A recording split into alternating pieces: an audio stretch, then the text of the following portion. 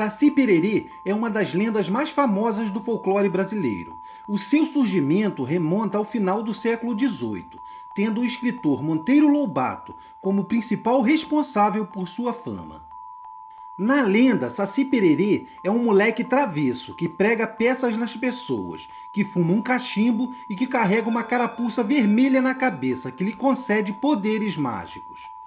De acordo com a história, as suas principais travessuras são fazer tranças nos rabos dos animais durante a noite, esconder objetos, assobiar de forma estridente para assustar os viajantes, trocar recipiente de açúcar pelo recipiente de sal e distrair as cozinheiras, para que elas queimem a comida. O Saci cria um redemoinho quando passa rápido por algum lugar, levando folhas e sujeira. Quando isso acontece, a lenda do Saci conta que é possível capturá-lo, lançando uma peneira no meio do redemoinho. Então, quem conseguir capturá-lo deve retirar o seu gorro e colocá-lo dentro de uma garrafa. Acredita-se que o Saci nasce do broto de bambu, permanecendo ali até os 7 anos de idade. E depois desse período, ele vive mais 77 anos praticando suas travessuras entre os humanos e os animais. O Saci também é tido como guardião das ervas e das plantas medicinais. Por isso, confunde as pessoas que tentam pegá-las sem autorização. Ele conhece as técnicas de preparo e sabe como utilizar as plantas para fins medicinais. A lenda do Saci Pererê é provavelmente a mais conhecida do folclore brasileiro. O historiador Luiz Câmara Cascudo aponta que ela surgiu no final do século XVIII e espalhou-se pelo país ao longo do século XIX. Ele também sugere que a lenda surgiu na região sul do país e espalhou-se por todas as regiões do país. A lenda é um resultado da mistura de elementos dos folclores europeu, indígena e africano. Essa história é conhecida em todo o país e também ganhou fama internacional, pois o fato de ter surgido no sul do país fez com que ela chegasse a países vizinhos, com algumas variações. Não existem relatos a respeito desta lenda nos primeiros séculos da colonização brasileira, e conclui-se que o seu surgimento foi tardio.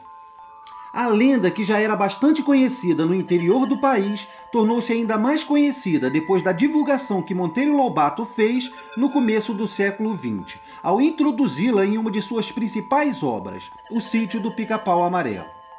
Por ter surgido na região sul, acredita-se que a lenda do Saci originou-se entre os índios Guarani.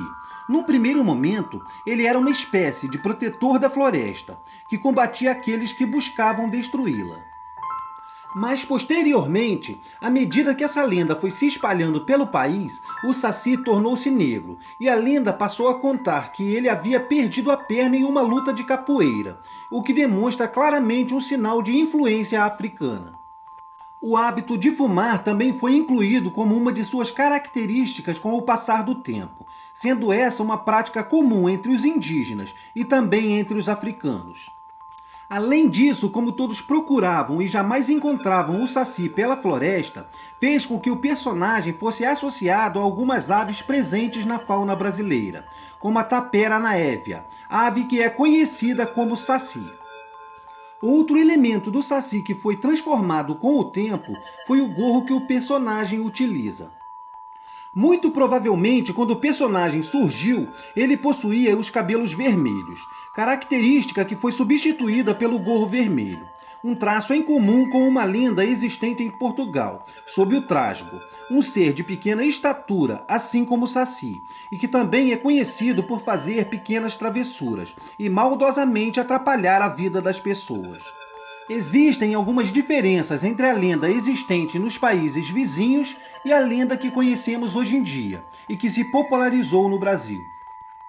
Lá fora ele ficou conhecido como Yaci, e diferente da figura do Saci que conhecemos no Brasil, o Yaci não é negro. E diferente do Saci brasileiro, que é careca, o Yaci possui cabelos loiros e não utiliza um gorro vermelho. Além disso, possuía uma varinha mágica de ouro e utilizava um chapéu de palha. Na lenda paraguaia, o Yaci atraía as crianças para os montes, por meio do seu assovio, a fim de brincar com elas e em seguida fazer-lhes algum tipo de maldade, deixando-as surdas, por exemplo.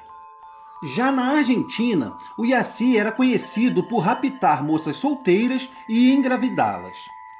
As diferenças existentes entre as lendas brasileiras e as estrangeiras são as diferentes influências culturais sobre a história. Existem relatos de pessoas que afirmam que já viram o Saci, porém ninguém nunca apresentou qualquer tipo de prova. Mas a verdade é que tudo não passa de uma lenda, que foi passada de geração em geração e foi modificada com o tempo. Apesar de muitos afirmarem a sua existência, será impossível provar que ele algum dia existiu. Muitos afirmam que ao morrer o Saci se transforma em um cogumelo venenoso, mas não passa de mais uma história do riquíssimo folclore brasileiro. Se você gostou desse vídeo, se inscreva no canal para receber mais conteúdos como esse. E não se esqueça de deixar aquele like. Um abraço a todos e até a próxima.